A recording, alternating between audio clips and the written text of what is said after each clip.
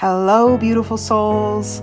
It's me, Anj Granary, and I'm back with my second newsletter. Happy August to all of you. How are you?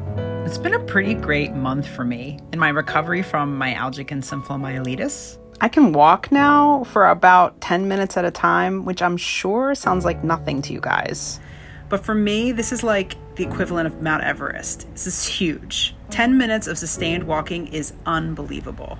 I'm doing a bit of my own shopping. I can do my own laundry. I can socialize. I can read for pleasure. I'm having a lot less severe symptoms. And when they do come, they don't last for anywhere near as long a period of time. So these are all things, of course, that I'm sure you guys take for granted every day, being healthy. But for me, these are huge, huge joys. I should also note to all of you guys, a big milestone for me in my recovery this month is I launched an online concert series called The Sparrow Sessions. And The Sparrow Sessions is a sacred weekly online concert series geared towards those whose spirituality leans in the Judeo-Christian way of thinking, particularly the Christian way of thinking. I'll be doing this every Wednesday night, 7 p.m. Eastern Standard Time on St. Maximilian Kolbe Parish's website, which I'll provide the link below. If you feel like watching, it's free, and it's me singing and playing music again, dipping my toe, as it were, in the proverbial pool of performing. Online, but I'm still performing, so we gotta celebrate that. So last month in my newsletter, if you read it, I spoke about the concept of interdependence and why I believe that we belong to each other and why we need an Interdependence Day as opposed to an Independence Day. This month in my newsletter, if you have time to read below, I'm talking about the concept of contentment and what I've learned about what it means to be content. When I was really, really sick, when I was severe, I remember laying in bed and realizing that all of the things that had driven me forward in my life, being this woman who had rebuilt this trailer, being this incredible performer and poet and world traveler, all of these things were gone. They weren't my identity anymore. I had sort of what I call an ego death. I was just stripped down to my naked self. And I really came face to face with all my brokenness. All the things I had been running from for decades that honestly most people have the luxury of running from when they have their health.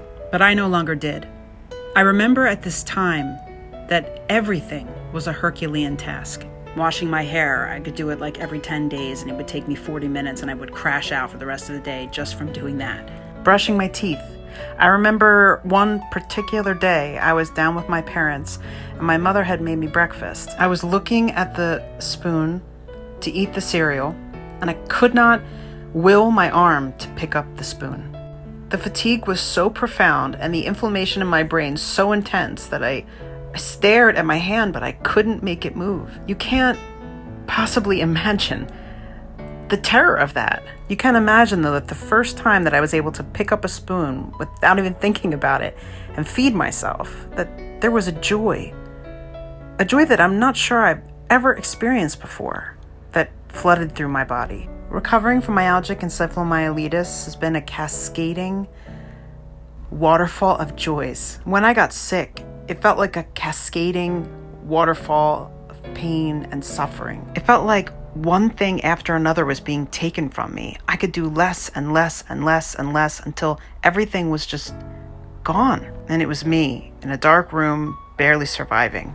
But my recovery has been the reverse. And as horrible as the sickness was, the recovery is in equal magnitude, just as joyful. In all of this, in this journey, I've realized that all the things that I thought I wanted for my life, though worthy things to want, even the pursuit of them never made me content.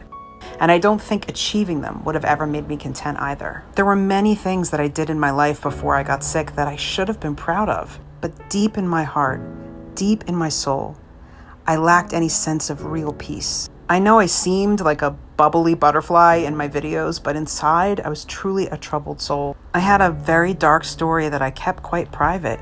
But getting sick like this and going through this recovery and coming face to face with my naked self forced me to deal with all of these troubles. As a result, I had to practice radical self-compassion. And in so practicing radical self-compassion, I learned to actually love myself. Not the me of the future who's a successful published author, not me of the future who's traveling around in Joybug, not me of the future who's able to run again, but just me now. And the contentment started to spread. The irony is, my friends, that right now in my life, by all measure of things, make a successful person in the USA, I'm lacking almost all of them. But you know what? This is the first time in my whole life that I can say with full confidence, I'm content. Even if I never ever were to make a full recovery, I've reached a point where I wouldn't go back and change it. I've reached a point where I've realized that I would rather have become rich in the things I'm rich in now and lose all the things that I thought I wanted than have those things and be spiritually poor. And that is what contentment means to me. So below, I tell you a beautiful story about waking up to go watch the sunrise at 4:30 a.m. Check it out if you want. Next month, I'll be here to share some reflections on a milestone birthday that is coming at the end of this month. I'm wishing you all light and love and peace this beautiful, robust August.